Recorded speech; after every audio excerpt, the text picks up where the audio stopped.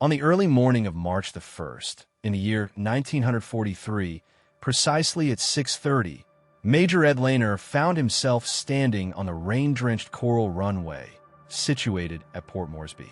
The skies were gloomy, clouds hung low, and the relentless downpour soaked the ground beneath his boots, creating a muddy, slippery surface that contrasted sharply with the tense urgency simmering in the air. Before him, his crew members diligently prepared the aircraft, a formidable B-25 Mitchell bomber, for what was destined to be a challenging mission, one that the higher command officials had already labeled as impossible, an assignment seemingly destined for failure from the outset. Nevertheless, the Major's resolve was unwavering as he observed the meticulous preparations, each crew member making sure the aircraft was ready for the dangerous flight ahead. He was only 31 years old, a relatively young man, yet with a combat record that already included 31 missions behind enemy lines. He had flown countless sorties, survived intense firefights, and witnessed the brutal realities of warfare. Yet, despite his experience, he faced a mission that seemed to defy every ounce of odds stacked against him, considering that not a single Japanese ship had been sunk despite numerous efforts. In this moment, his thoughts lingered on a recent intelligence report revealing that the Japanese military had sent a formidable fleet of 8 troop transports and an equal number of destroyers, totaling 16 vessels, from Rabelow. These ships were destined for Leh, carrying nearly 7,000 soldiers, a substantial reinforcement meant to solidify their control over the strategic island. This convoy was a direct threat, capable of shifting the balance of power considerably. The American intelligence services had intercepted and decoded the convoy's departure signals, providing crucial information to the Allied forces about its route. Every transport that managed to reach Leh meant yet another division of Japanese troops that the Allies would have to confront in the jungle. Soldiers who would fight fiercely to hold their positions, often emerging from hiding places with deadly resolve. For the Allies, each Japanese vessel that reached Leh was not just a ship, but an ominous reinforcement that escalated the danger and increased the difficulty of their campaign in the Pacific theater. Lehner's challenge was straightforward yet daunting. Combat ships moving through the ocean with maneuverability and speed that thwarted traditional bombing methods. The usual tactic, dropping bombs from high altitude, sometimes 10,000 feet above the water, had proven ineffective time and again. The Japanese captains, keenly observing from their ships, anticipated the approach of American bombers, studying their patterns as they climbed into the sky. Armed with this knowledge, they calculated the bomb trajectories meticulously, adjusting their course to avoid the expected splash zones. As a result, bombs often missed their targets, detonating harmlessly in the vast, empty, open ocean while the Japanese vessels sailed on, seemingly unscathed. The attempts by the 5th Air Force's B-7s over the past 8 months to sink these convoys had yielded a terrible success rate. Only about 3% of their bombs hit the ships directly, sinking none at all. Most of those explosives harmlessly detonated in the water, far from the intended targets, as the ships maintained their course unaffected. The mathematics behind these failures painted a brutal and unforgiving picture. A common bomb weighing 1,000 pounds, released from a high altitude, could take 37 seconds to hit the water surface. In that fleeting span, a destroyer moving in at just 30 knots, roughly 35 miles per hour, would have glided more than 380 yards, the equivalent of over 3 football fields, away from the bomb's initial impact point. This meant that the bomb was aimed at where the ship was, but by the time it descended and exploded, the vessel had long since moved away, rendering the attack a near miss. Major Lehner had observed this pattern repeatedly during missions, witnessing the delusion of accuracy that so often accompanied meticulous photographic documentation. The crews would return with reports and photographs displaying tight clustering of bombs around the ships, consistent and precise in pattern, yet never directly hitting the vessels themselves. Often, the photographs would show the bombs detonating in the water in close proximity to the targets, what appeared to be perfect strikes. Yet on the ground, the reality was that these were close misses, not hits. The Despite how convincing the images seemed, the actual outcomes remained unchanged. The Japanese ships kept sailing unscathed, shrugging off the relentless attack. The American bomber crews, despite months of effort, found their losses mounting as well. Over the past month alone, Lehner's squadron had lost 4 aircraft, 40 brave men, visual proof of the perilous nature of their task. These high-altitude bombers, soaring through the sky at great heights, were systematically shot down by determined Japanese gunners. The enemy gunners exhibited a methodical precision, tracking each approaching aircraft, calculating the lead necessary to bring down the bomber, and bracketing the formation with relentless anti-aircraft fire, commonly known as flak. When the bombs finally fell, often half of the squadron's aircraft were engulfed in flames, spiraling into the sea, a tragic spectacle of destruction and loss of life.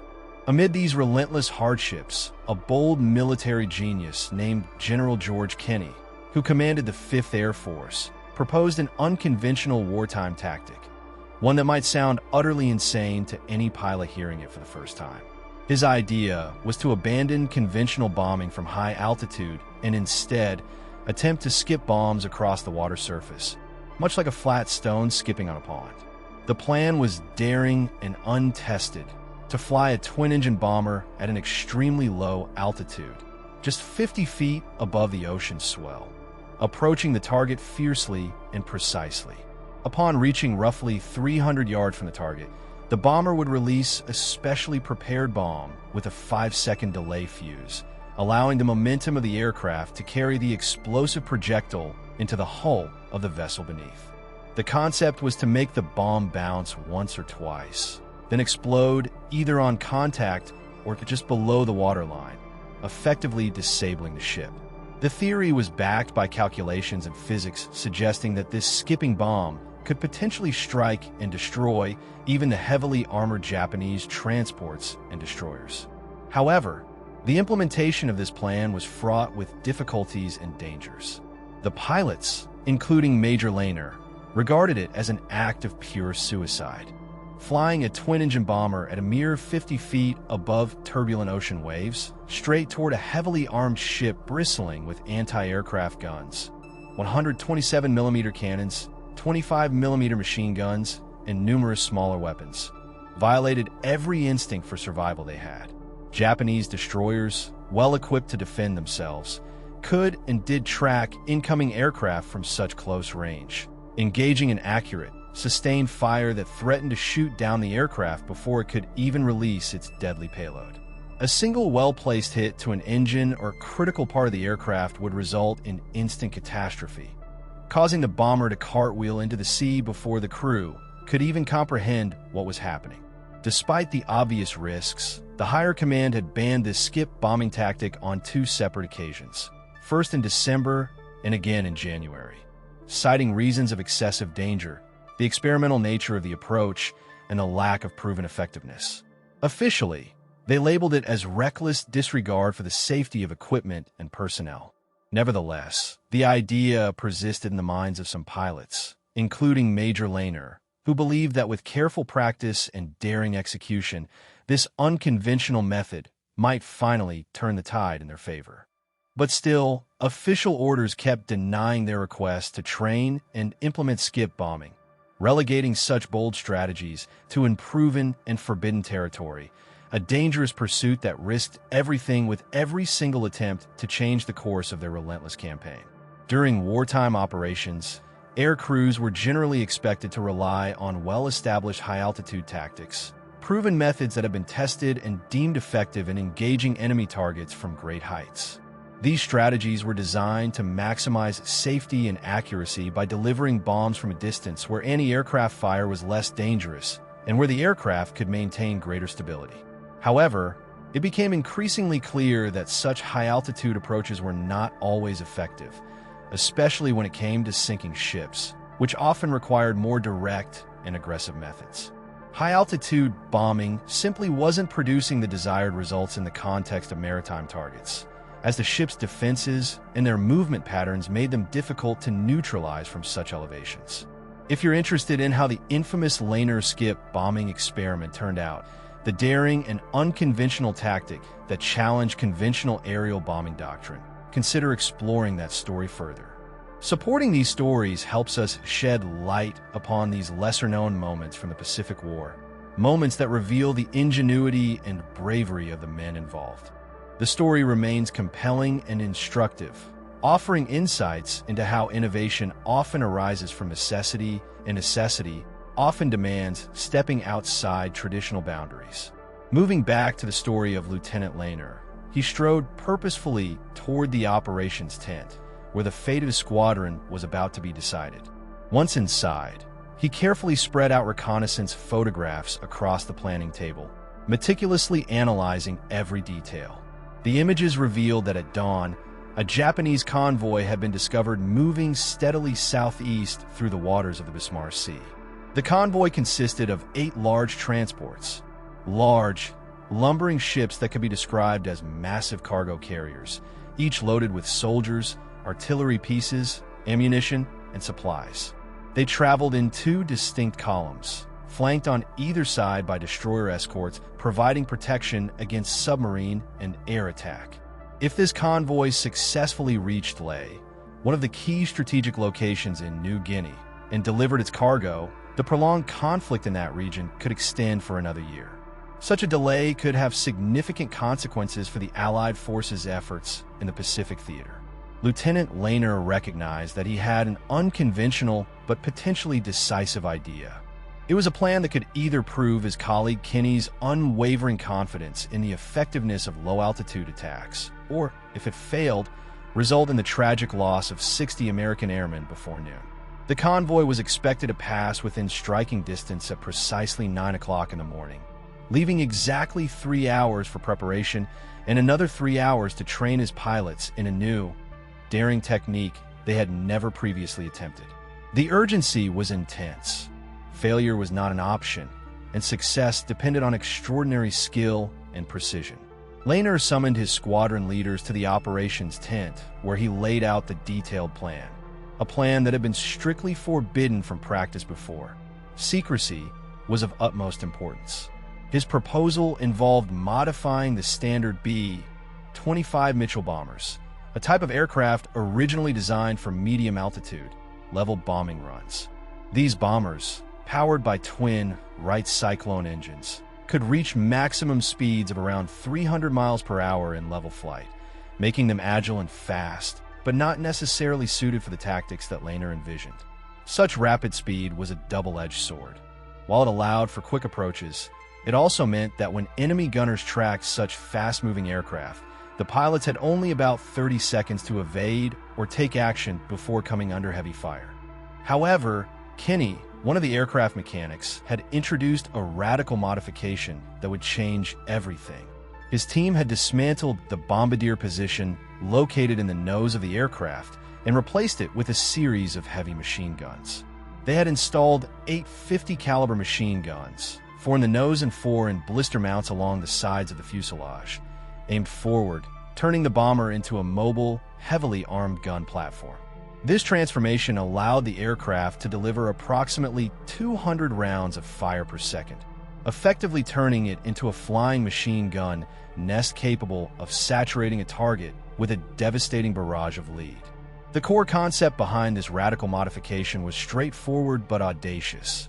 By firing machine guns during the approach, the aircraft could suppress the ship's anti-aircraft defenses, forcing the defenders to take cover or choose to shoot back, which would further complicate their ability to retaliate. The goal was to create a scenario where the ship's gunners would be so overwhelmed by the volume of fire that they would be compelled to decide between firing back at the approaching bomber or trying to avoid being hit, something that could significantly increase the likelihood of a successful strike. Lehner had personally observed mechanics bolt the additional guns onto his aircraft just 3 weeks earlier, an innovation built to drastically enhance its offensive capabilities. The new configuration increased the aircraft's weight by around 1,200 pounds, shifting its center of gravity forward. This change made the bomber less stable at high speeds, but more devastating in attack mode. It transformed the once standard medium bomber into something that sat between a traditional attack aircraft and a maritime strike fighter. an entirely new class of aerial weapon that had not existed before. The modification represented a bold step toward more aggressive and direct attack tactics, even at the cost of some aircraft stability and handling. Leading up to the operation, the crew conducted a series of secret practice runs during dawn and dusk, times when visibility was poorer and fewer observers were present. The practice involved flying at astonishing speeds, around 270 miles per hour, and skimming the tops of the waves, testing their ability to approach targets from a low altitude while maintaining control. They had to learn to time the release of their bombs perfectly, understanding exactly when and where to drop to hit the target accurately. These exercises were critical because misjudging the timing or altitude could mean missing entirely or worse, causing accidents and revealing their tactics prematurely. Tragically, not all practice runs went smoothly. On the 16th of February, Lieutenant Jake Fawcett made a fatal mistake. During one approach, he came in too high, about 70 feet instead of the intended 50. This small difference caused the bomb he released to skip twice, failing to sink into the water where the wreckage lay, ultimately detonating 300 yards beyond the target. The consequences of such an error underscore the importance of precise timing and altitude measurements.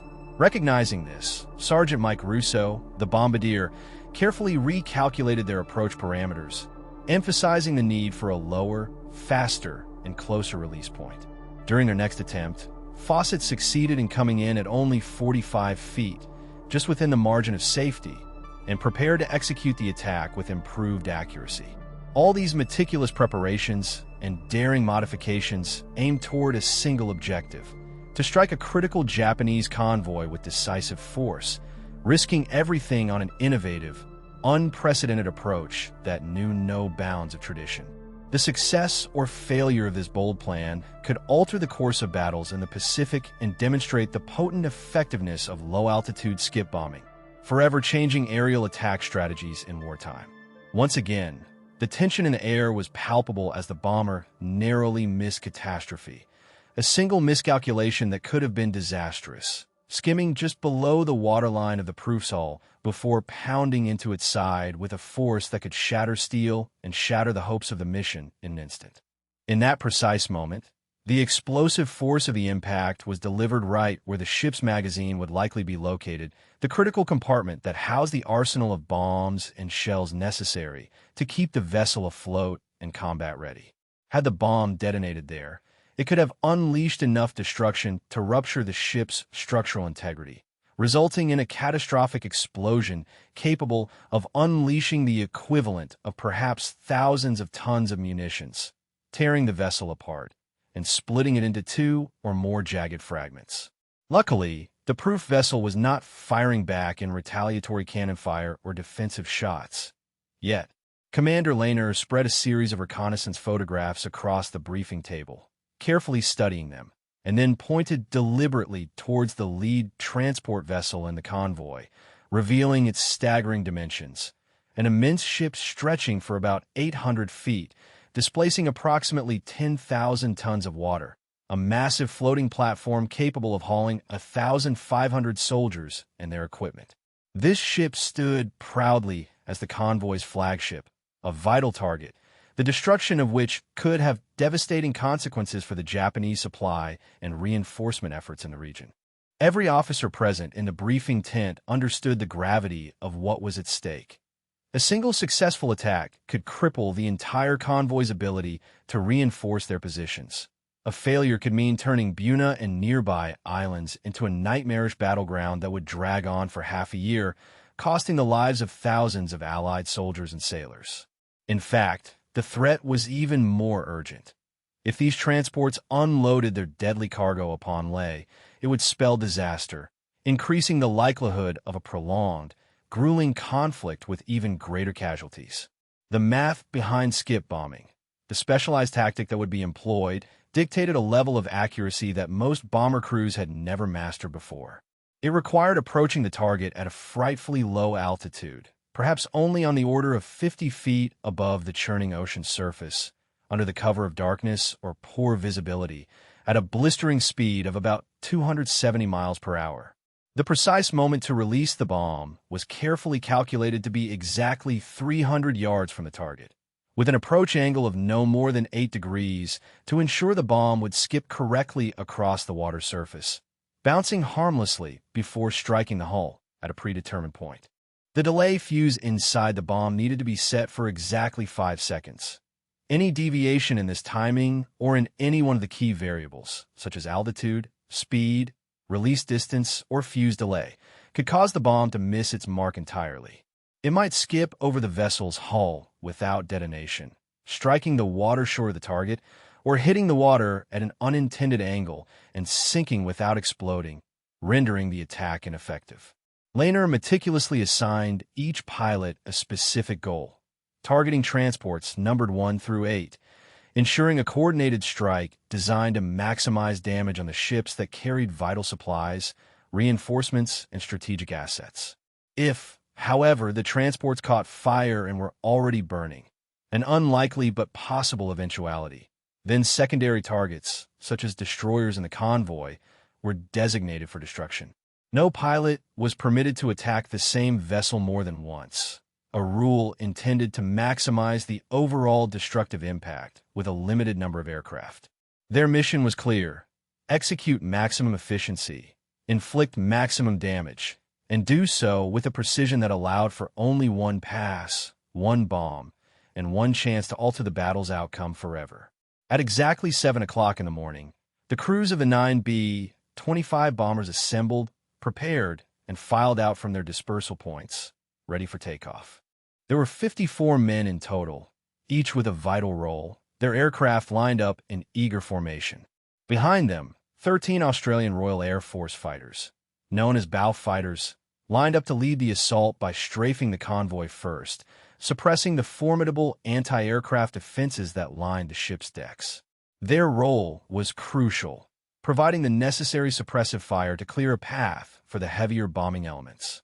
Above the formation, a squadron of 16 Boeing B-17 Flying Fortress bombers soared at altitude, their distant guns ready to unleash their payloads to force the Japanese ships into unpredictable maneuvers, disrupting their organized formations and rendering them more vulnerable. Meanwhile, high above all of these elements, P-38 Lightning fighters fluttered back and forth, busy engaging Japanese Zeros in dogfights at great altitudes, their fast and maneuverable frames keeping enemy fighters busy and distracted. Yet the ultimate assault, the decisive strike that was intended to break the convoy apart, would come from Lehner's 9 bombers at their very lowest, down to 50 feet above the turbulent ocean, when the timing, precision, and skill would be tested like never before. Lehner climbed into his aircraft at precisely 7 minutes past 7 in the morning, feeling the familiar anticipation mixed with a sense of grave responsibility. His co-pilot, Lieutenant Tom Benz, was already engrossed in running through the pre-flight checklist, ensuring that every system was functioning perfectly for the perilous mission ahead. Staff Sergeant Carl Walls, the bombardier, meticulously checked the bomb release mechanism for the 4th time, verifying that the crucial component would function flawlessly when called upon. No words were exchanged among the crew. Their silence was a sign of their shared understanding.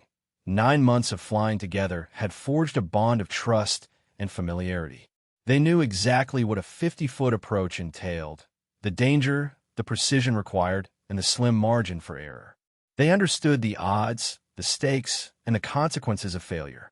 Lehner engaged the engines, starting with the port engine, then the starboard, each engine firing up with a deep, familiar roar that echoed across the airfield, settling into their regular, steady hum. The other 8 aircraft in the formation began to follow suit, their engines coming alive as they prepared for the critical takeoff. The formation would lift off in groups of 3, with Lehner's flight cruising at the front.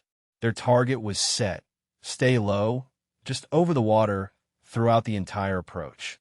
Flying below 100 feet was a strategic choice because Japanese radar systems could not detect aircraft at such a low altitude, giving them the only advantage they had, the element of surprise. At exactly 7:45, Lehner released the brakes and initiated his takeoff run, feeling the acceleration build as he pushed the throttles forward. Every second counted, knowing that by 9:30 in the morning, he would discover whether Kinney's daring theory about their approach technique worked, whether their low-altitude tactic would succeed or end in a devastating slaughter. The entire journey to the Bismarck Sea would take about an hour and a half. During this time, Lehner maintained a steady altitude of 30 feet above the restless ocean, a height so low that spray from the breaking wave tops occasionally spattered across the windshield like a splash of liquid glass. Their aircraft flew in a loose V formation, each separated from the next by about 200 yards, close enough to maintain visual contact, essential for coordinating their attack, but far enough apart to prevent a single anti-aircraft burst from taking out more than one aircraft. This tight, yet cautious formation strategy was vital to maximize the odds of success and minimize losses in the dangerous environment they faced. The atmosphere remained utterly silent, a tense lull that seemed to stretch endlessly, broken only by the quiet hum of the distant radio waves monitoring every conceivable frequency. In this critical moment, any transmission, no matter how slight, could catastrophically reveal the approach of the American bombers to the Japanese convoy, and consequently, their carefully maintained surprise would be lost. The Japanese crew, well aware of the importance of completion of stealth, kept their radios silent, orchestrating a delicate dance of patience and vigilance. Any inadvertent signal, no matter how faint, risked giving away their position. For their part, the Japanese observers were meticulously scanning every frequency, listening intently for even a whisper from the enemy, understanding that a single transmission could spell disaster. Amid this tense quietude, Lehner checked his wristwatch precisely. It was exactly 8:30 in the morning, a critical moment on their schedule. According to the latest reconnaissance report, their target, the convoy, should be approximately 60 miles to the northeast, moving steadily at a speed of about 12 knots along their intended course toward the vital strait of VTZ. The timing was perfect, and everything was unfolding as planned. Down below, the vast expanse of the ocean stretched out in every direction, seemingly empty and tranquil. No white-capped waves, no signs of Japanese patrol boats, only an endless stretch of calm, deep blue water that reached all the way to the distant horizon. From his vantage point, flying so low that he could see no more than 5 meters ahead in the murky light, Lehner was acutely aware then that the convoy could be anywhere within that vast, featureless sea. His success depended on absolute precision. A deviation of even 5 degrees from their intended course could cause him to miss the perfect interception point entirely. Approaching from an incorrect angle could give the destroyers the precious extra seconds they needed to bring their formidable guns to bear.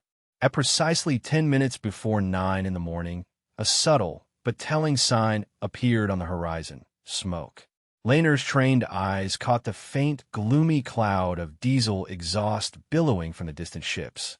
There were 16 vessels in formation, moving in close, synchronized columns. He quickly manipulated his throat microphone to transmit a brief, controlled signal, an urgent click to the Titan formation.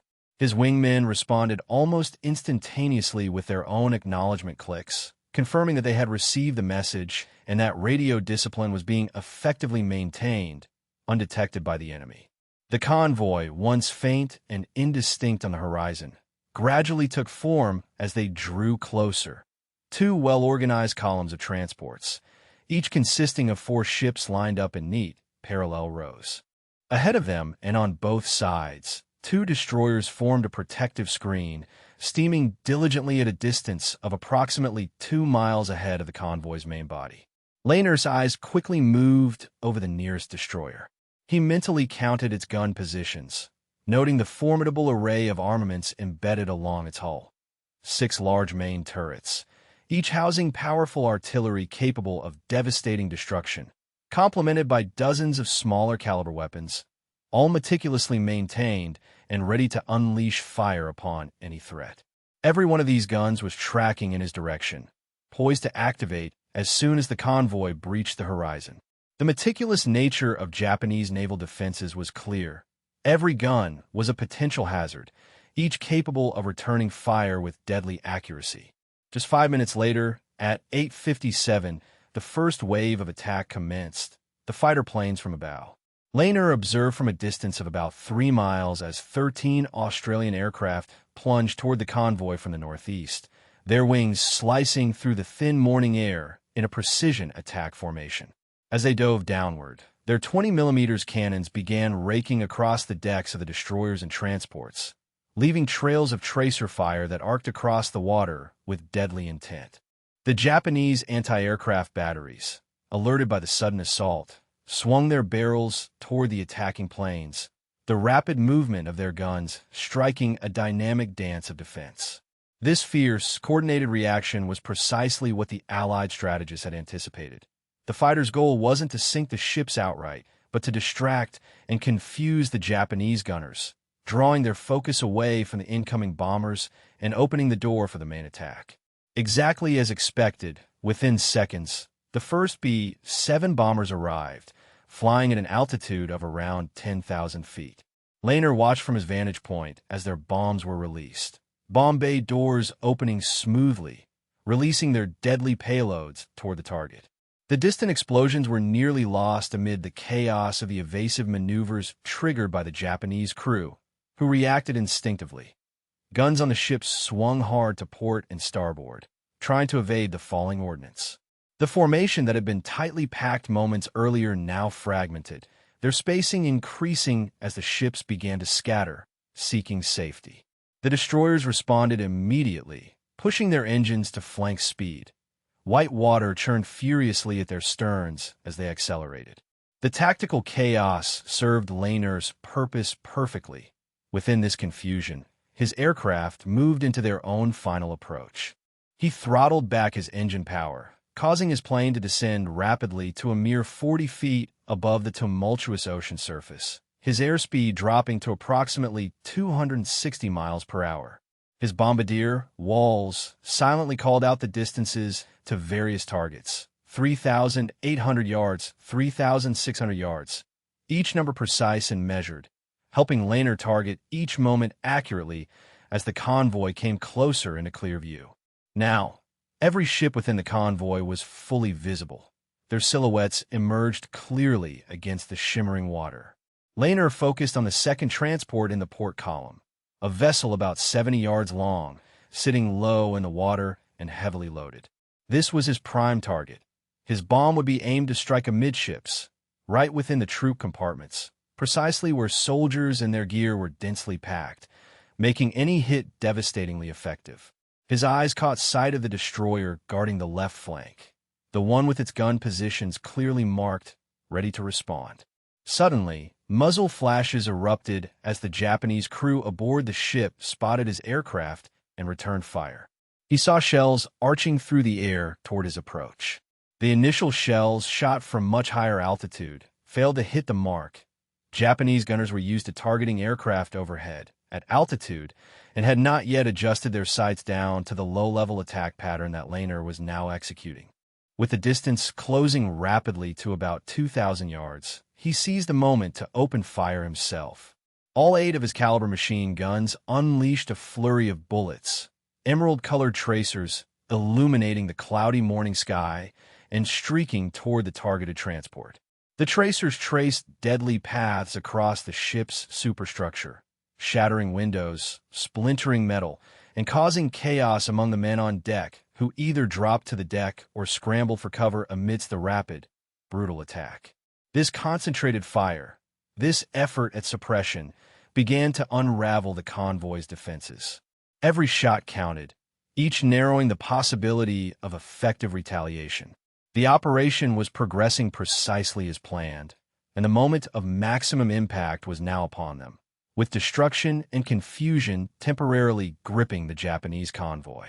During that harrowing day, the anti-aircraft batteries found themselves in a desperate situation, unable to effectively return fire as waves of enemy projectiles tore through their defensive positions at an astonishing rate of 800 rounds per minute.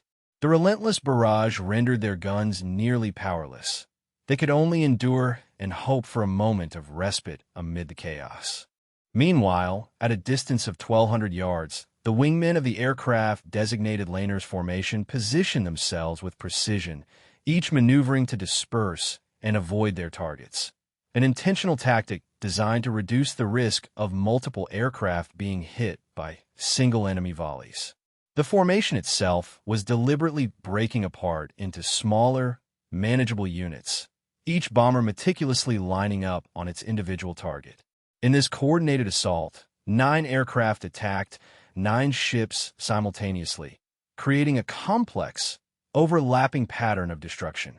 The opposing defenders had no time to adjust their fire or strategize a coordinated counterattack, overwhelmed by the speed and scale of the assault. As the engagement continued, the mighty destroyer looming at around 800 yards responded aggressively, unleashing a barrage of its large-caliber guns once again. This time, the shells converged on Laner's flight path, forming an ominous bracket around the formation. The shells were so close that their explosive force caused the aircraft to shudder and rattle, as if an invisible hand was jostling the very structure of the bomber. Fragments of shrapnel pinged off the fuselage, adding to the danger faced by the crew inside. The co-pilot, Ben, quickly assessed the damage, reporting that the port engine's oil pressure was dropping from an optimal green zone to a lower reading, although it still remained within acceptable limits. Yet the warning sign was undeniable. Moving closer at around 600 yards, the view outside the cockpit became vividly clear. The transport ship, massive and formidable, filled Laner's windshield completely.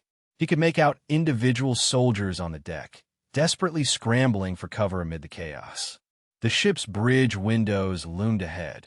In the span of a few seconds, Laner's eyes also caught sight of the crew operating their rapid-firing guns, attempting to defend what little remained of the vessel.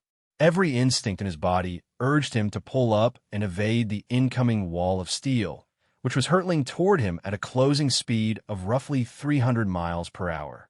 The danger was imminent, and the pressure to act was overwhelming. As they reached a distance of approximately 400 yards, Waltz's voice suddenly pierced through the roar of engines and expanding chaos, informing the crew that their bombs were armed and prepared for release. Every second counted, and the pilots knew well that the success of their attack depended on precise timing. At about 300 yards away, Laner pressed the trigger for the bomb release. Almost instantaneously, he felt the aircraft shifting upward as the 1,200-pound bomb was freed from its mounting.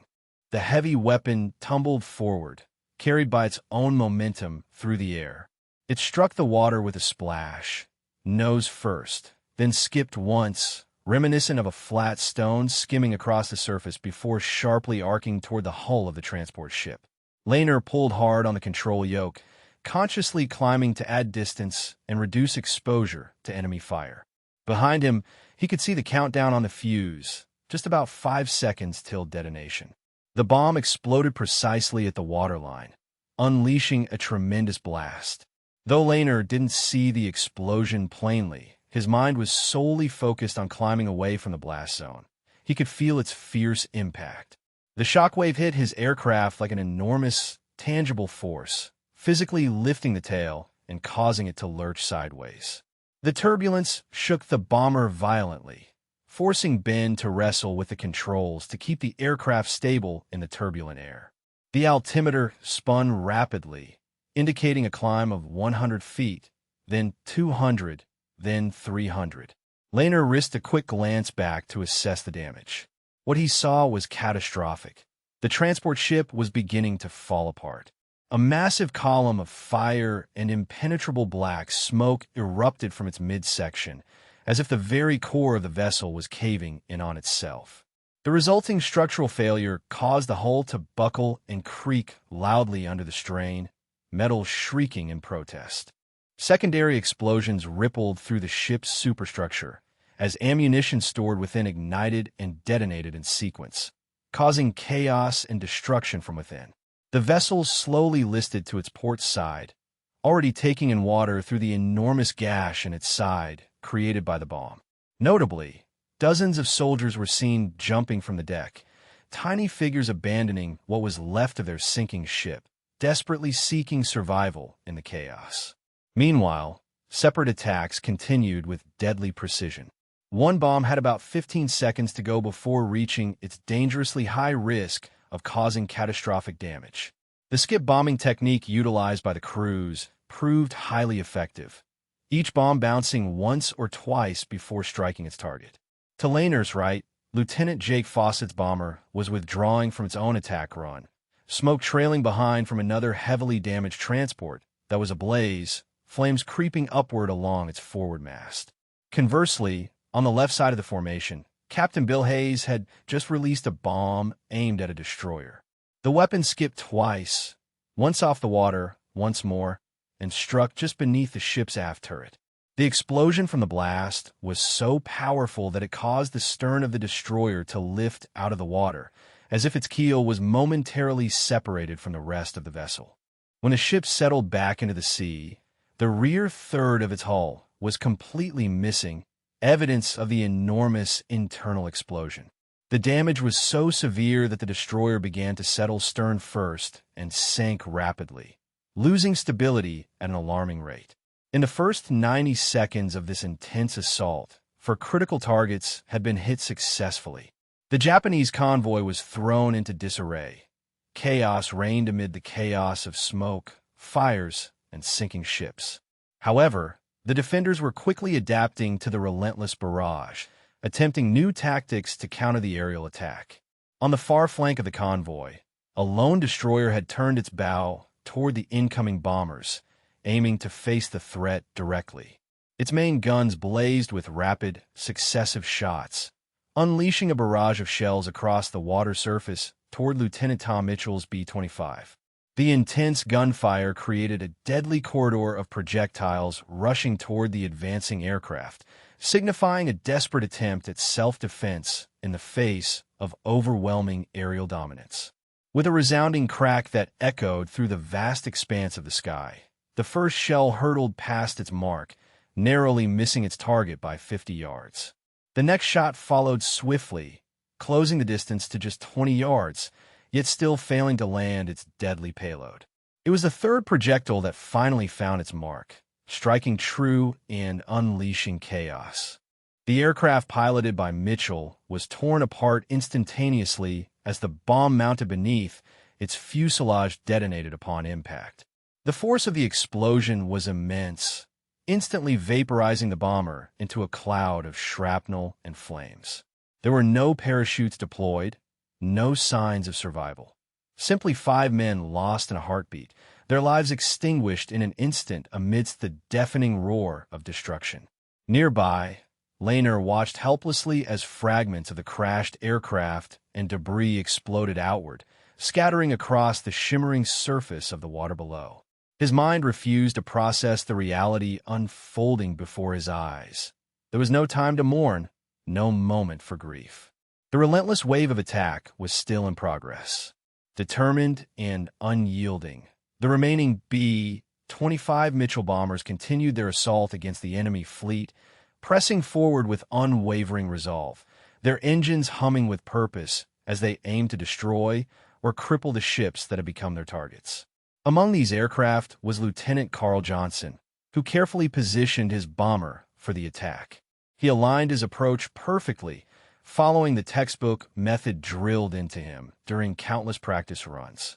At 50 feet above the sea, traveling at a speed of 270 miles per hour, his machine guns roared to life, spewing bullets in relentless streams toward the Japanese defenses. The crew aboard the transports responded immediately, firing back with the full arsenal at their disposal: 20mm cannons, heavy machine guns, and even rifles, desperately trying to fend off the oncoming threat.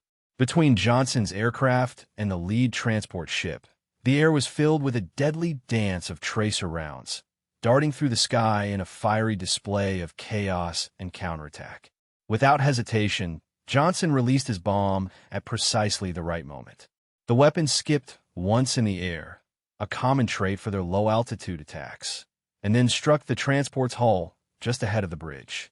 The delay fuse built into the bomb allowed it to penetrate deep into the ship's structure before detonation, ensuring maximum damage.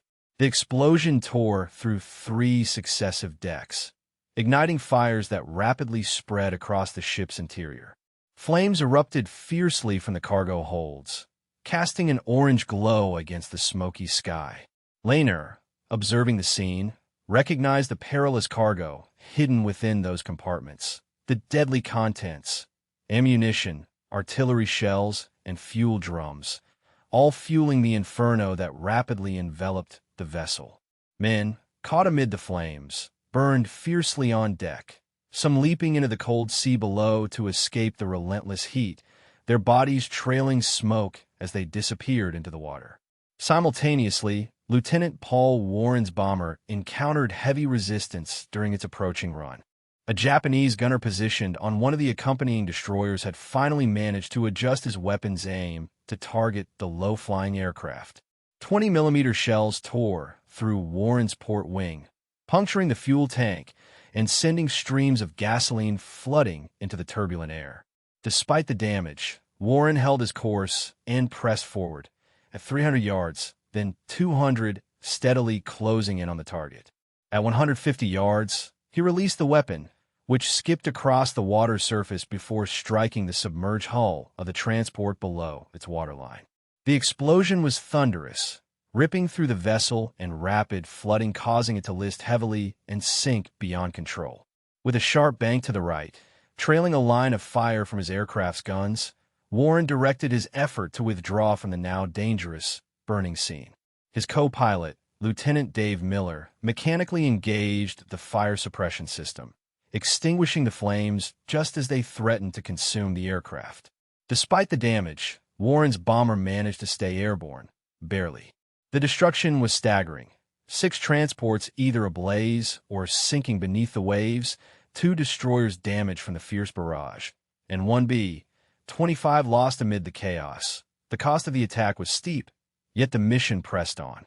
The initial strike had lasted no more than 4 minutes, a brief but devastating window of destruction. Anticipating the response, the second wave of attackers was already forming in the skies. It consisted of 9 additional B-25 Mitchell bombers from the 90th Bomb Squadron, led by the seasoned Major Ralph Chell. These veterans had observed the first attack from afar, about 5 miles away, studying the tactics and the devastating effectiveness of the initial assault. They were not naive to the risks involved. They knew with certainty that this kind of attack exacted a heavy toll on both sides. Major Chell's formation dispersed as they closed in, each bomber selecting a target from the remaining ships still afloat amidst the burning ruins and sinking vessels. This time, the Japanese defenders had learned from their previous experience. Every gun in the convoy was now tracking low, anticipating where the bombers would strike. The Japanese destroyers formed a defensive barrier, their main guns firing in well-coordinated salvos, each shot aimed with precision at the incoming aircraft. The ocean around the convoy erupted in violent bursts, shell splashes and tracers illuminating the turbulent surface, creating a deadly curtain of fire. The barrage was both intense and meticulously calculated. The Japanese had learned from the earlier attack that to inflict heavy casualties, they would need to make each subsequent attack costly. Chell's formation approached from the east, flying into the sun, an intelligent tactic designed to blind their enemies. The Japanese gunners, already startled by the barrage, found themselves partially blinded or firing at shadows, trying to keep track of the fast-moving bombers. Chell's bomber targeted a transport that was already listing badly, weakened from continuous assault. The explosion that followed significantly hastened the vessel's demise, causing it to roll onto its side and sink into the depths of the ocean in less than 2 minutes. It was a catastrophic loss. 1,200 soldiers and crew members plunged into the dark waters, their lives ending abruptly amid the chaos of war. Not all planes met a similar fate. Lieutenant Harold Jensen's approach, unfortunately, was flawed from the outset. His angle was too shallow, his speed too swift, traits that combined to make his attack ineffective. His bomb skipped 3 times across the surface of the water, failing to land on the intended target. It narrowly avoided the destroyer under attack altogether, detonating harmlessly beyond the convoy's line of ships. His mission had been a near miss, a reminder of the complexities and dangers inherent in aerial combat at low altitudes and high speeds, where even a slight miscalculation could mean the difference between success and failure, life and death. Jensen accelerated and executed another looping maneuver, aiming for a strategic pass over the enemy formations. As he flawlessly executed his second run, he immediately noticed that the Japanese destroyer, which had been trailing him during his initial approach, had kept an unrelenting vigil. Throughout his maneuver, the destroyer maintained a precise tracking of his aircraft's every move, confirming its intent to intercept him once more. When Jensen reached his position for a second strafing run, he discovered to his dismay that the destroyer was already waiting for him, its guns aimed and ready. The first shell from its artillery struck Jensen's aircraft, penetrating and disabling his port engine, causing a critical failure. The subsequent shot hit the cockpit area directly, compounding the disaster. Jensen's B-25 bomber, now destabilized, abruptly rolled upside down, spiraling out of control, and plunged into the vast expanse of the ocean at a terrifying speed of approximately 300 miles per hour. The collision resulted in no fiery explosion, but rather a devastating impact, where the aircraft was consumed by the vast sea, disappearing beneath the water's surface, which continued its endless, indifferent motion. The destruction was severe. 2 bombers had been shot down, 7 transports had begun to sink or had already gone beneath the waves, and 3 destroyers lay crippled, incapacitated by enemy fire. The battle had been fiercely ongoing for exactly 8 minutes, and Captain Lehner, observing the chaos with cold but clear-headed understanding, recognized that the Japanese forces still commanded around 60 Zero fighters looming somewhere high above the battlefield, concealed beyond the clouds. These fighters had only recently appeared at precisely 9:15 in the morning, 18 of them initiating a sharp dive from 12,000 feet, their sleek silver bodies contrasting starkly against the sky. Lehner stared through the dispersed clouds, his eyes catching the swift descent of these attacking fighters, which had come down like predatory hawks, targeting vulnerable prey on the ground. The P-38 Lightnings, which were supposed to be engaged in keeping the Japanese Zeros occupied and away from the main attack, appear to be either outnumbered or caught off guard. Some evidence hinted that an additional, unseen squadron of Japanese fighters might have joined the fight, emphasizing the chaotic and unpredictable nature of this confrontation. Jensen's B-25 bomber was particularly vulnerable in this moment. Running dangerously low on fuel and ammunition, its machine guns in the nose perhaps had only about 200 rounds remaining, a quantity insufficient for a prolonged dogfight. It was just enough to fend off a determined Zero pilot who had learned through bitter experience to respect American bombers, a respect gained through hard-earned victories and losses alike.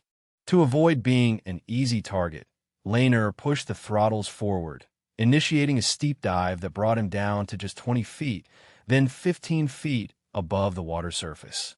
The aircraft's propellers tore through the salt spray as they churned the sea into a fine mist. Simultaneously, the Zeros split into 2 separate groups. One half ascended higher to engage the P-38 fighters, while the remaining 9 concentrated their attack on the bombers. These fighters approached rapidly at around 400 miles per hour, unleashing their 20mm cannons from approximately 1,000 yards out, their tracers streaking past Lehner's canopy in a deadly arc too close for comfort. Lehner skillfully executed frantic maneuvers, jinking left and right, to make himself a more challenging target. Behind him, Staff Sergeant Tommy Blake was diligently firing short, controlled bursts from his dorsal gun turret into the nearest Zero, trying to fend off the relentless attacker. Despite the intense gunfire, one of the Japanese fighters was undeterred and broke off its attack, showing no signs of damage, but evidently cautious after experiencing the close call. Meanwhile, Lieutenant Warren's bomber was not so fortunate. One Zero fighter managed to latch onto his tail and remained on his heels. Warren attempted every evasive tactic he knew, performing climbs, dives, and tight banking turns, even pushing his damaged wing to its limits, but nothing proved effective. The skillful Zero pilot carefully held his patience, waiting for Warren's aircraft to slow down or lose altitude in a climb, before firing a carefully aimed burst of 2 shots. The result was catastrophic. Warren's starboard engine exploded, spewing smoke and fuel, causing the bomber to nosedive rapidly into the ocean. Lehner watched helplessly as 3 parachutes emerged from the wreckage, 3 out of a total of 5 crew members who had managed to eject in time. Though few, it was better than nothing. The Japanese Zeros pressed their attack relentlessly for 6 additional minutes, methodically trying to destroy what remained of the convoy and the battered aircraft. Then, quite suddenly and without warning, the attacking fighters broke off their assault and began climbing back to altitude. Lehner couldn't immediately grasp the reason until he observed the incoming threat. The B-7 bombers, returning for a second pass at approximately 10,000 feet. This strategic move forced the Zeros into a crucial choice.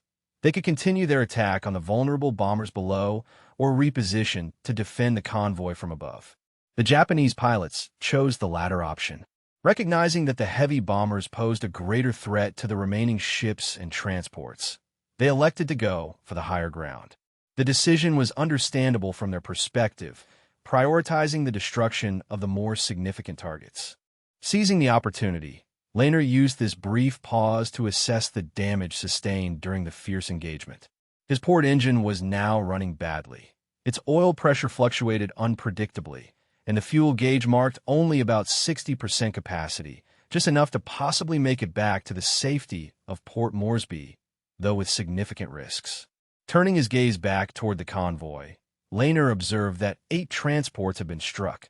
7 of these transports were either sinking rapidly or had already disappeared beneath the waves, succumbing to the relentless enemy fire. The 8th ship, badly damaged and aflame, still floated, stubbornly refusing to sink despite the extensive injuries.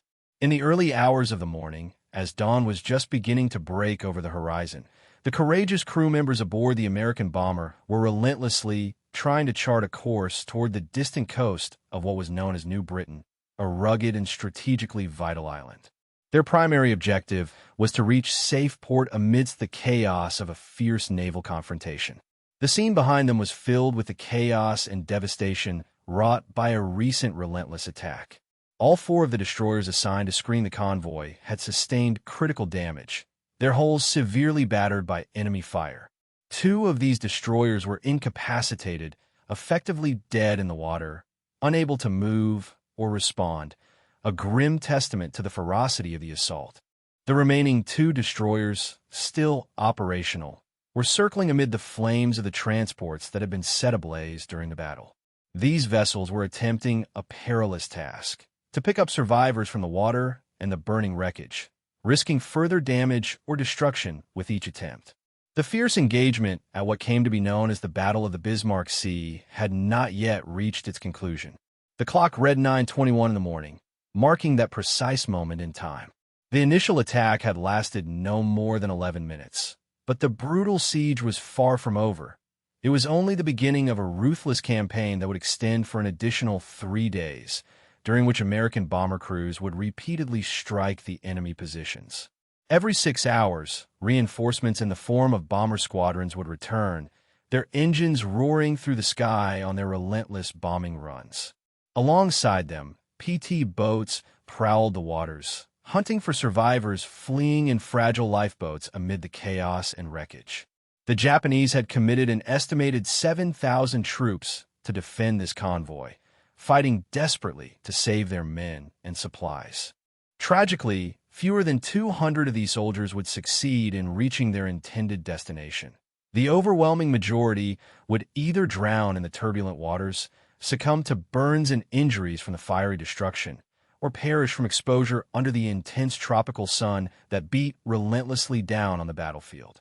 Meanwhile, Lieutenant Commander Lear, LNER, set a course to return to home base, his formation of aircraft scattered across a sprawling 30-mile segment of the vast ocean. The situation was dire.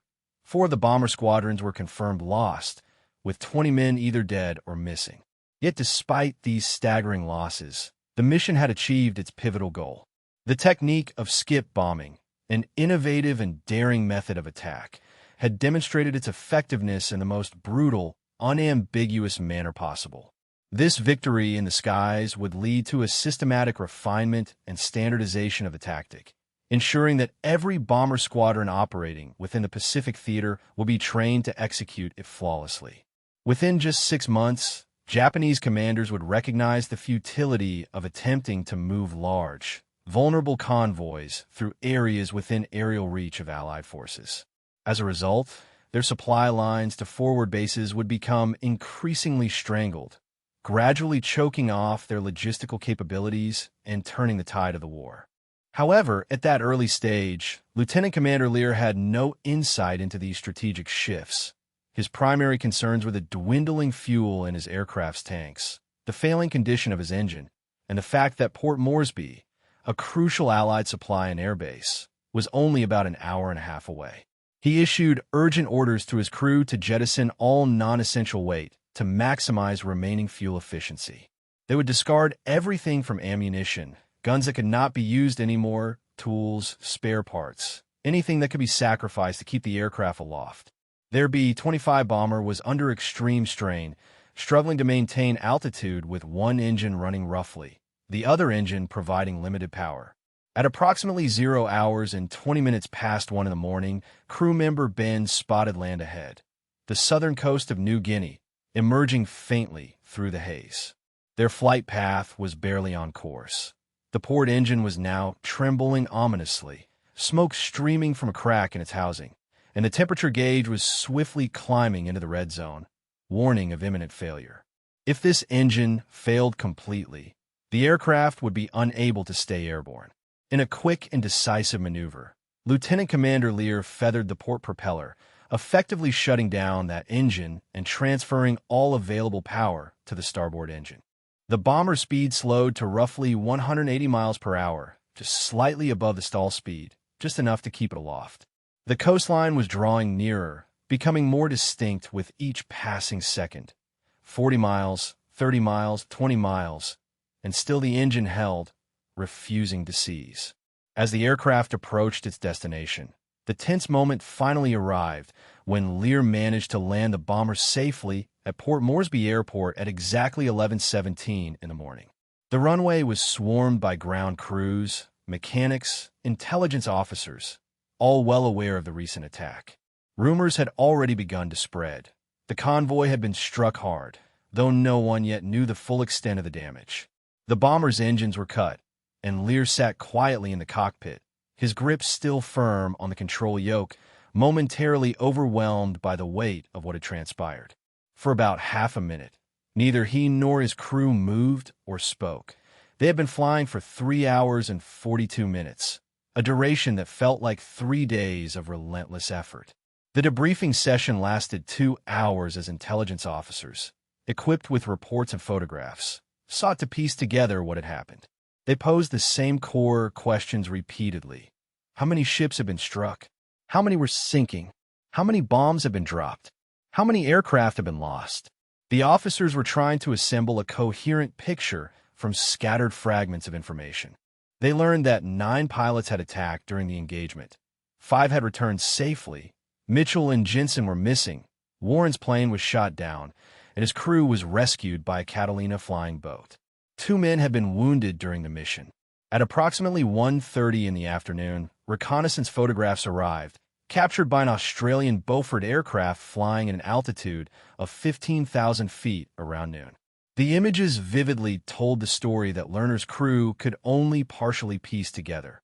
8 transports, heavily damaged and likely destroyed, a convoy in ruins, evidence of the fierce and destructive assault they had unleashed.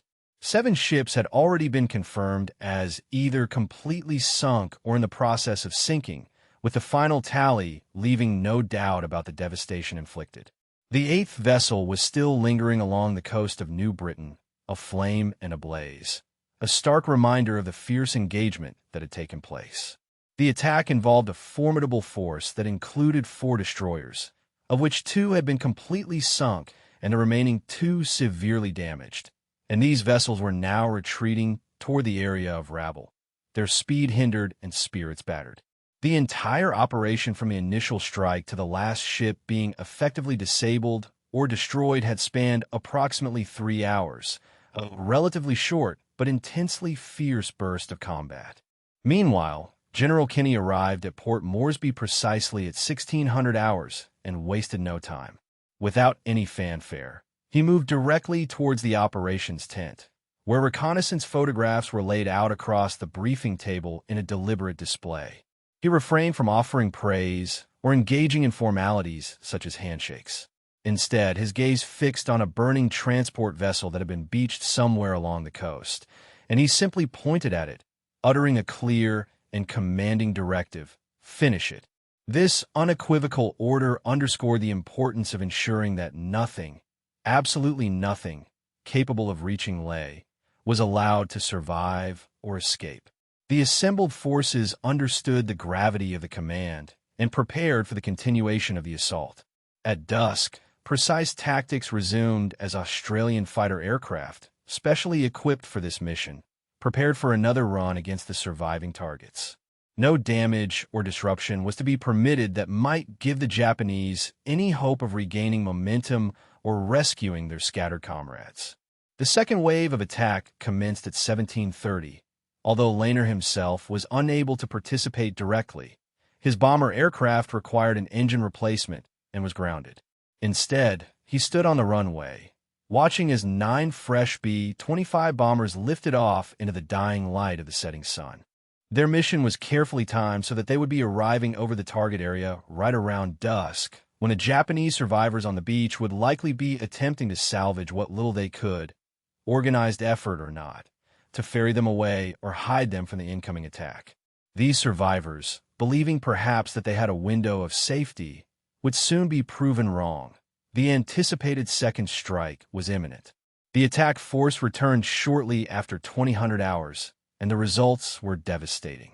The transport vessel that had been beached and was previously thought to have been temporarily immobilized at its mooring was now completely gone, sunk completely and dispersed beneath the waves. The 2 damaged destroyers, which had been caught attempting to retreat, had been struck more than once and were visibly sinking, unable to withstand the sustained assault. The Japanese fleet had initially started this operation with a total of 16 ships, an imposing convoy, and by the end of the day, only 2 of these destroyers remained afloat, limping in a rabble around midnight, barely holding together and only just afloat. The human toll of this engagement was nothing short of catastrophic.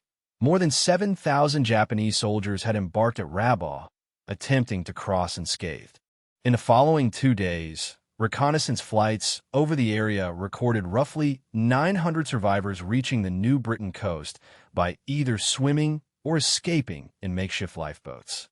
American patrol boats, particularly fast PT boats, intercepted most of these boats with great efficiency, able to prevent the majority of escapees from reaching safety. Some survivors were fortunate enough to be rescued, while others, unfortunately, found their end in the turbulent waters.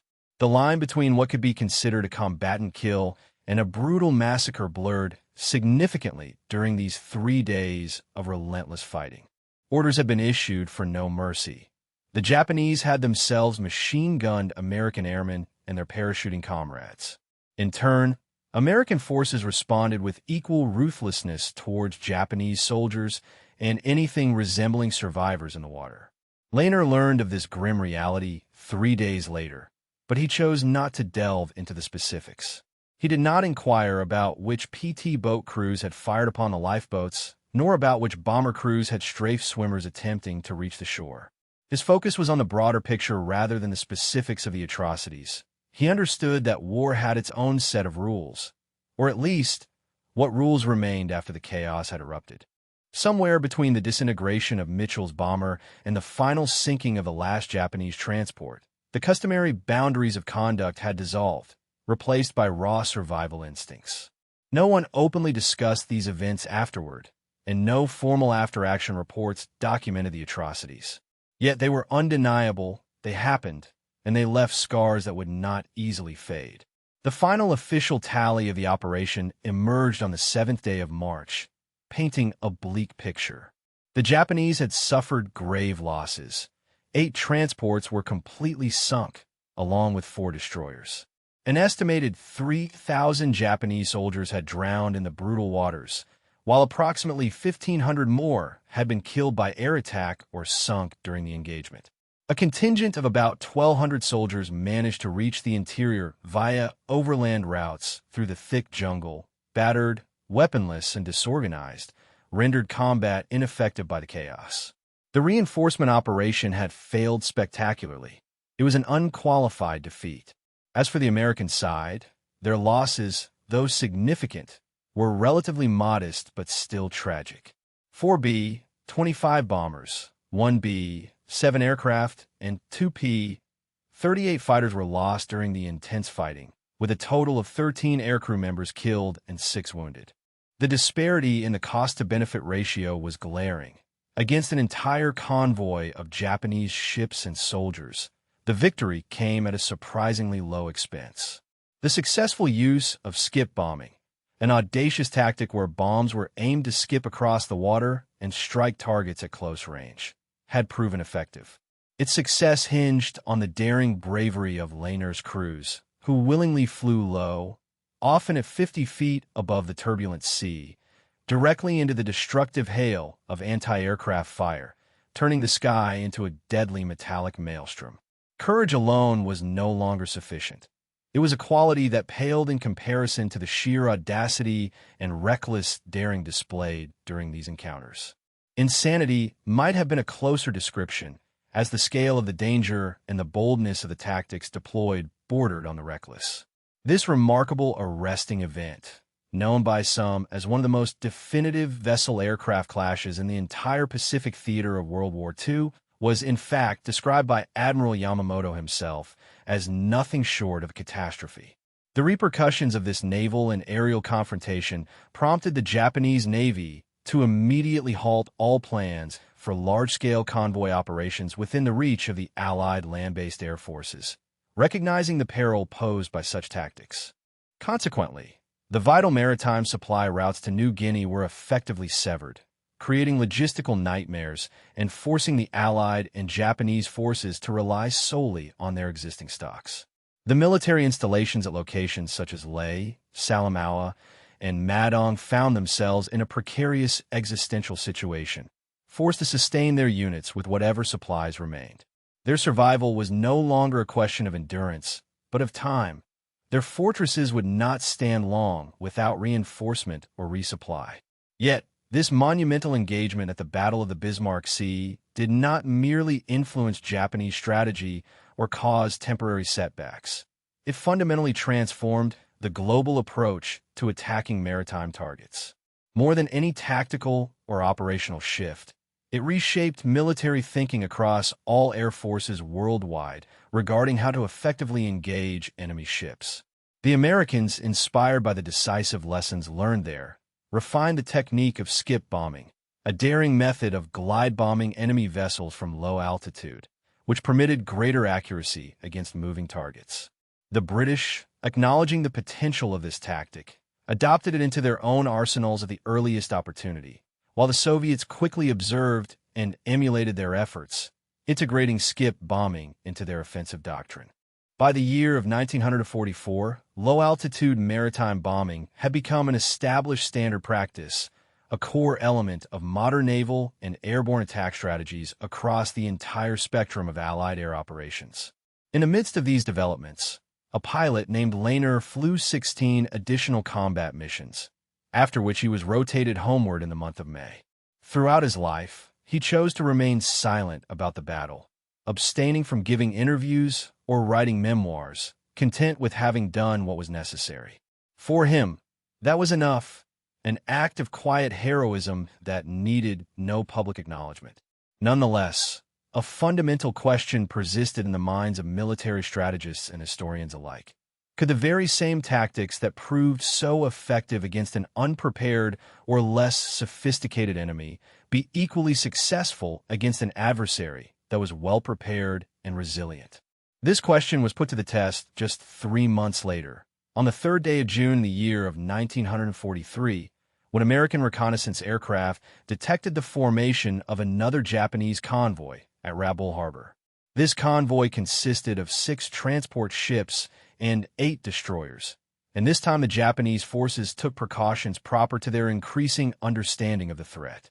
Instead of day operations, the ships now moved under cover of darkness, employing stealth to evade detection. Additionally, they had 60 Zero fighters aloft, providing continuous air patrol and cover, signaling a significant escalation in their defenses. Every destroyer had been upgraded with an additional 20mm anti-aircraft artillery, strategically positioned to make low-level attacks far more difficult and deadly. The Japanese had learned from their earlier defeat at the Battle of the Bismarck Sea and, in doing so, had adapted their tactics and defenses accordingly. In response, the American 5th Air Force launched a dawn attack, deploying 12 B-25 Mitchell bombers to undertake a low-altitude skip bombing assault. This time, the results diverged sharply from previous engagements. 2 of the transports were struck successfully, and 1 destroyer sustained damage, illustrating a modest, yet notable, improvement. However, 3 B-25 aircraft were shot down during the attack, underscoring the increased effectiveness of the Japanese defenses. The impact of this new engagement revealed a clear shift in the tactical balance. The Japanese anti-aircraft artillery had been dramatically enhanced and proved far more effective in repelling low-altitude attacks. The experienced gunners, who had survived the initial skirmish at Bismarck Sea, had trained their replacements meticulously, learning new techniques to track low-flying aircraft accurately, to fire early, and to concentrate their fire during the final gravitational approach when attacking aircraft were committed and limited in their maneuverability. In response to these sophisticated defenses, the Americans undertook their own modifications, upgrading their aircraft for greater survivability. By July, mechanicians had installed additional armor around the cockpits and engines, and the fighter armament was increased to 1,250 caliber machine guns, with some B-25s carrying as many as 14 guns. This was part of their core tactical theory, to suppress enemy anti-aircraft fire with an overwhelming volume of gunfire during the final approach, to leave no room for the defenders to hold fire without risking total destruction. This revised approach proved effective. On the 2nd of November, in the year of 1943, a significant and devastating attack took place. A force of 38 B-25 Mitchell bombers launched the most extensive skip bombing raid of the entire war at WWII Harbor. Over the course of just 18 minutes, these aircraft hammered the harbor defenses with pinpoint accuracy. The harbor contained a fleet of 18 warships, and the damage was catastrophic. An impressive 30 ships received direct hits. 1 heavy cruiser was sunk, a destroyer was lost, 2 auxiliary vessels were destroyed, and 16 merchant ships were damaged or sinking, creating chaos and destruction on an unprecedented scale. The attack was swift and precise, and remarkably, the American aircraft lost only 2 of their own during the operation, an indicator of the tactical maturity achieved through years of combat experience. The outcome of this decisive strike marked a significant reversal in the maritime conflict, shifting the favor back toward Allied forces. Yet, the importance of WWII Harbor as a tactical example extended beyond the immediate results. It demonstrated vividly that skip bombing was most effective when employed against ships that were constrained within confined waters, vessels that could not maneuver freely, such as those anchored in harbor or trapped within narrow straits. This limitation posed a persistent challenge for attacking aircraft, but also presented an opportunity for the well-prepared and determined offensive to deliver devastating blows in strategically advantageous locations. Against the vast expanse of the open ocean, where ships had the freedom to maneuver and where fighter aircraft could always provide aerial cover, employing a particular aerial tactic was inherently risky. When executed in this environment, such an approach involved significant danger for the attacking aircraft, given the potential for enemy defenses and the inherent exposure. However, when this same tactic was applied against ships that were anchored at harbor or in designated anchorage points, its effectiveness became profoundly evident, transforming it into a highly destructive weapon against enemy maritime logistics. In the final months of 1943, the British Royal Air Force integrated and adopted a specialized bombing method known as skip bombing. This technique was employed particularly by their fighters equipped with the necessary modifications and training. The RAF's bow fighters, as they were sometimes called, began to systematically target and attack German convoys operating along the Norwegian coast. The outcomes of these operations remarkably mirrored what had already been observed in the Pacific theater, where similar tactics have been put to effective use. The results in these operations reflected two key aspects: a high rate of casualties among the attacking forces and an equally high success rate in damaging or sinking enemy merchant vessels. In response to the mounting losses and the demonstrated effectiveness of skip bombing, the Germans acknowledged the threat posed by this technique. Their response came swiftly and decisively. They increased the armament of their merchant ships by adding more anti-aircraft guns, making them more resistant to aerial attacks. Further, they instituted strict convoy protocols, requiring ships to sail exclusively under heavy fighter escort protective formations capable of countering such attack strategies. Consequently, the strategic cost associated with moving vital supplies via sea routes increased markedly. The economic and logistical burden went up, and this, in turn, caused a proportional decline in the overall effectiveness of the German convoy system in countering aerial assaults. Meanwhile, the Soviet forces employed the same skip bombing tactics against German vessels in different theaters, the Black Sea and the Baltic Sea. Their implementation of the technique, however, was less refined and more primitive compared to that of their Western counterparts.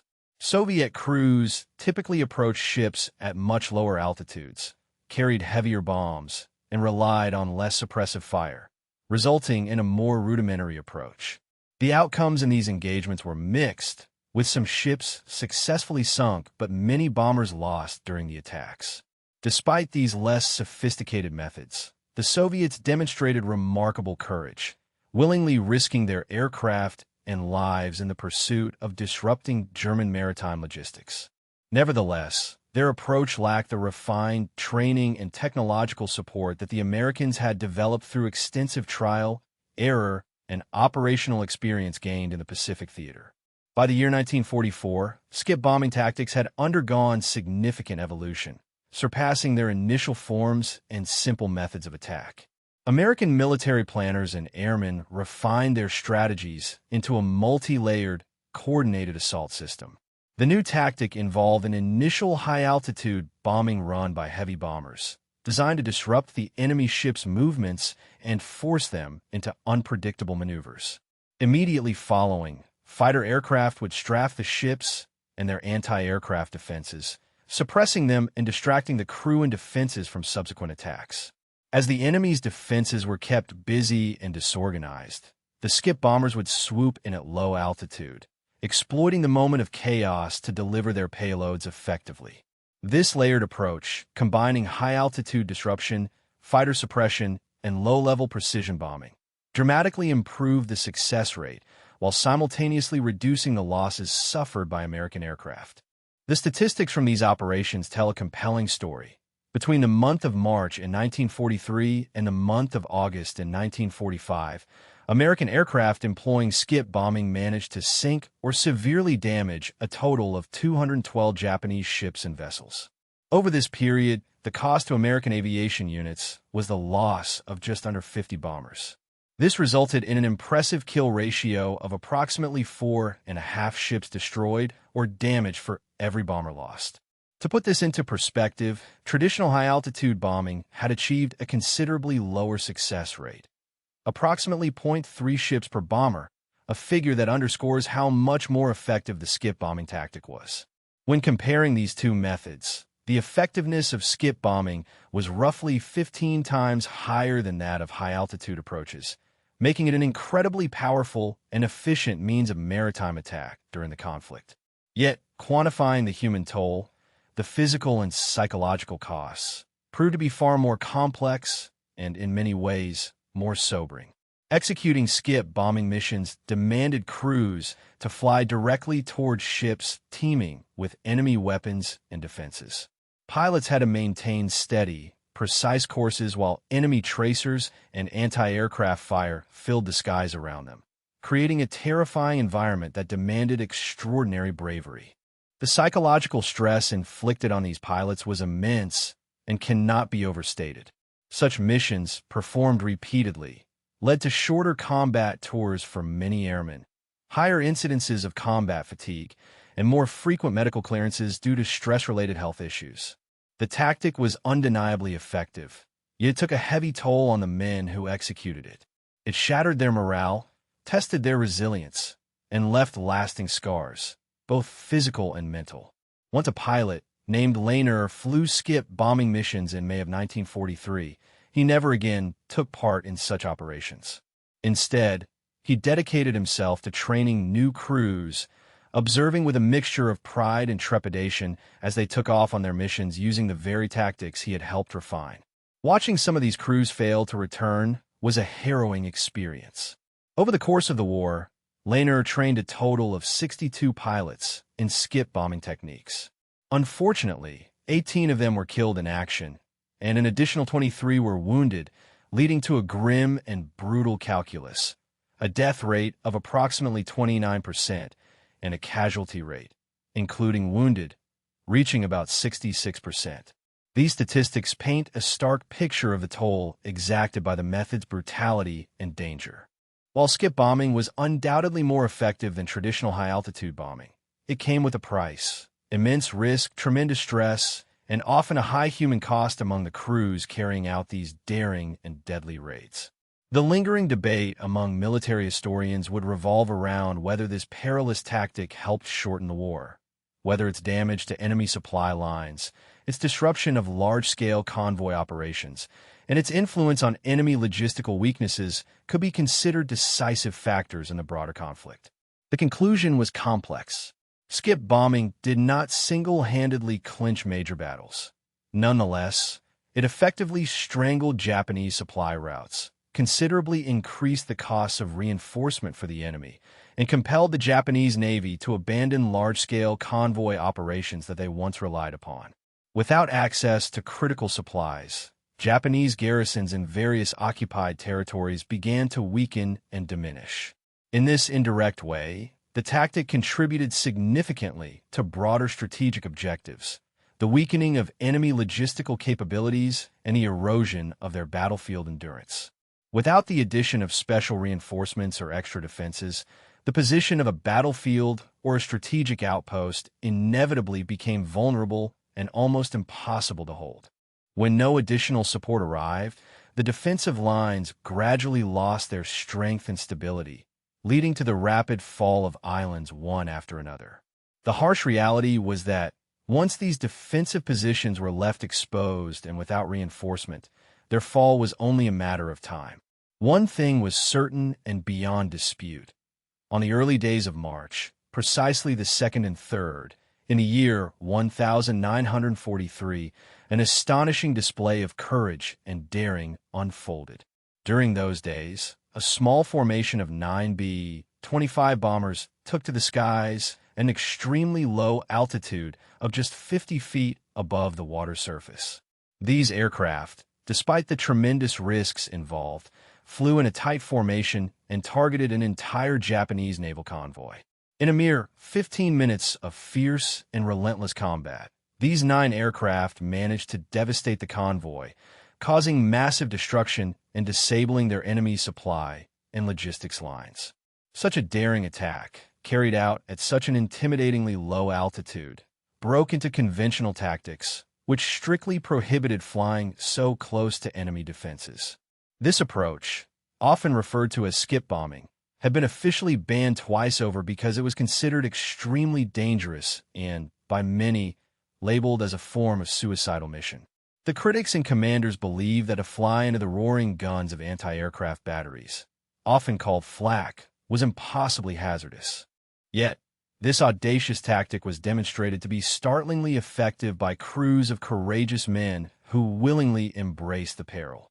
They flew deliberately into the lethal gun's walls of fire because the alternative was even worse, allowing some 7,000 enemy soldiers determined to reach their destination at all costs, to survive and continue their march.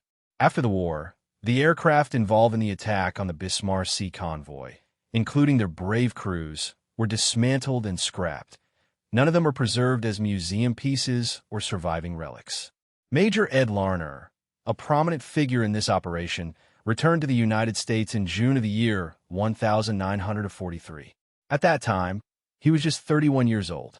Throughout the war, he had flown a total of 88 combat missions, an impressive achievement that placed him among the longest-serving bomber pilots in the vast and treacherous Pacific theater. Recognizing his experience and skills, the Army Air Force wished to utilize him as an instructor, someone who could pass on the vital lessons he had learned in combat to newer crews. They wanted him to teach them the techniques that had proven successful under fire. However, Larner declined this plea. Instead, he requested a transfer to a different branch of service, specifically to operate transport aircraft. His request was granted, and from that moment onward, he spent the remainder of the war flying the reliable C-47, a variant of the Douglas Dakotas, ferrying supplies, personnel, and essential goods across the vast expanses of the Pacific Ocean. This new role involved no combat missions, no daring skip bombings, and no more nights watching brave, trained crews risking their lives in aircraft he had personally instructed them to operate. Larner never felt the need to explain his decision. He simply understood that his choice was recognized and accepted by his commanding officers. Some men, after witnessing the horrors of aerial combat firsthand, could continue flying into the danger zone without hesitation. Others, faced with the trauma and loss, found it impossible to endure. There was no shame in either path. Each was a deeply personal choice shaped by experience and resilience. Perhaps most telling of his humility and focus on duty, Larner was promoted to the rank of lieutenant colonel in December of the year 1943. However, he declined the promotion twice before finally accepting it, preferring not to seek recognition or accolades. His true goal was to complete his service, survive the war, and return home in one piece. And so he did. By September of the year 1945, Japan had surrendered, marking the end of hostilities. A mere 3 months later, Larner was officially mustered out of the military service, having received distinguished honors including the Distinguished Flying Cross, 2 Air Medals, and even a Purple Heart, awarded for shrapnel wounds he had sustained, wounds he never mentioned in any after-action reports. Larner lived out his days, passing away in 1997 in Sacramento, California, at the ripe age of 85. His obituary in the local newspaper briefly mentioned his military service, glossing over the remarkable stories of his bravery. It made no mention of the Battle of the Bismarck Sea, neither the daring skip bombing raid, nor the fact that he had played a crucial role in developing a tactic that would change naval warfare forever. He had asked his family to keep those details private, and they honored his wishes. Despite the fact that the military history often credits General George Kenney with the invention of skip bombing, that was only partially accurate. Kenney was credited with conceiving the concept and theory behind the tactic, yet it was Larner and his crews who proved its practical effectiveness in combat. For the historians, distinguishing who came up with the idea and who demonstrated that it worked in real battle was a matter of importance. To the pilots, who flew these missions day after day, the names of their leaders mattered less than knowing who had directed and trained them. They knew with certainty who had led the very first attack, whose techniques had kept them alive amid relentless enemy anti-aircraft fire, and whose daring and skill had made possible those extraordinary missions. The B-25 Mitchell bomber, often called the Pacific Workhorse, gained legendary status partly due to the success of skip bombing. While this aircraft served in every theater of the Second World War, from Europe to North Africa, from Southeast Asia to the Pacific Ocean, it was in the Pacific that its reputation was truly forged. Flying missions that, under normal circumstances, would have been considered perilous, these aircraft managed to sink more enemy shipping than any other bomber type during the entire war. The techniques proven and perfected by Larner and his crews in March of that same year, the daring, low-altitude skip bombing attacks, became standard doctrine for all B 25 units operating throughout the Pacific. This innovative tactic fundamentally altered the way naval and aerial engagements were fought, and it earned the B-25 a lasting place in military history as a symbol of ingenuity, bravery, and the relentless pursuit of victory against impossible odds. There is currently no museum exhibit that features a B-25 bomber specifically flown during the pivotal battle of the Bismarck Sea. By the end of that intense period of combat, many aircraft of that era, including those involved in that fierce engagement, had become so heavily worn and damaged that they were no longer operable in their original roles. In fact, the majority of these warbirds were eventually dismantled and recycled for their valuable aluminum, a material desperately needed for the ongoing war effort and post-war reconstruction. Nonetheless, a select few B-25 Mitchell bombers have survived throughout the decades. Some of these rare aircraft have been meticulously restored to their former glory and flown in air shows and commemorative flights, allowing enthusiasts and historians to witness their historic significance firsthand. Others have been preserved as static exhibits within museum halls, standing as silent witnesses to a crucial chapter in aerial warfare history.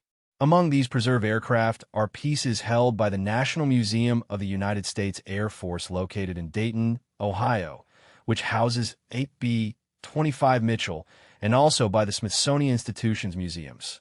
Although none of these specific aircraft participated directly in the Battle of the Bismarck Sea flight campaigns, both serve as powerful symbols representing the courageous crews who fought in that intense naval and air conflict. The battle itself, despite its significance, remains largely in obscurity outside the specialized circles of military historians and enthusiasts. It does not enjoy the widespread recognition that other renowned World War II battles, such as Midway or Guadalcanal, have secured. There have been no major Hollywood films dedicated solely to the events of the Bismarck Sea, nor do iconic photographs exist that have captured the moment for posterity. What economic historians and veterans' testimonies leave us are only fragments. After-action reports describing the combat operations, reconnaissance images captured during the engagement, and the recollections of men who, for the most part, preferred not to speak at length about their own actions during that intense period. What endures of the battle are these core facts. In March of the year 1943, a remarkable group of American bomber crews demonstrated a groundbreaking tactic that proved aircraft could effectively sink ships by skipping bombs across water at a very low altitude of 50 feet above the surface. This method, initially regarded by many as a reckless or even suicidal form of attack, was met with skepticism until its effectiveness was undeniable. Afterward, some called it a stroke of genius, implying that it was an inspired innovation born from necessity. The reality was more nuanced. It was a volatile blend of desperation and ingenious improvisation. Men willing to risk everything experimented with untested techniques because the traditional methods of bombing, high-altitude dives and direct hits, had repeatedly failed to stop the Japanese supply convoys and naval movements. This tactic, known colloquially at the time as suicide bombing, required extraordinary courage, as pilots had to hold their course despite relentless anti-aircraft fire that made the air around them deadly. They maintained focus and discipline in the face of chaos, deeply aware that their risks could mean the difference between success and catastrophe.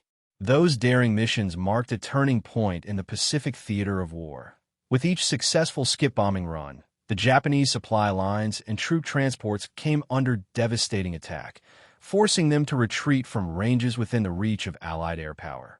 As a result, the Japanese military logistics network began to collapse, and their garrisons on isolated islands grew increasingly starved of supplies. Many strategic outposts fell, and the entire trajectory of the Pacific War shifted notably. The Allies advanced closer and closer to Japan, island by island, inching forward with relentless determination. Meanwhile, the Japanese Navy found itself powerless to stop this relentless push, primarily because they could no longer establish secure supply routes or replenish their ships and aircraft with necessary fuel and equipment. The initial success of skip bombing did not single-handedly win the war, but it effectively cut off the vital maritime supply routes that the Japanese relied upon to sustain their forces and war effort. Without these supply lines remaining open, Japan's ability to continue fighting was severely compromised, accelerating the ultimate decline of their military campaign in the Pacific. If this story resonated with you as deeply as it moved us, I kindly ask you to consider engaging with it in a small but meaningful way. A simple gesture like clicking the like button helps to amplify this story's reach, encouraging more people to discover and reflect on these often overlooked chapters of history. Every single like signals to the platform that this content is valuable and worth sharing widely. Additionally, if you find these stories meaningful, thinking of them as part of our collective memory, you might choose to follow and turn on notifications so you never miss a new story from Forgotten Archives. Your voice matters. Please drop a comment and tell us where you're watching from, whether it's somewhere inside the United States, the United Kingdom, Canada, Australia, or across the vast reaches of the world. Our community encompasses people from many nations, united by a shared interest in history and remembrance. You're not just a passive observer. You are an active participant in preserving these memories. Share a little about your background. Maybe someone in your family served in the military, or perhaps you have a personal connection to these stories. Whatever your story, just letting us know you're here matters.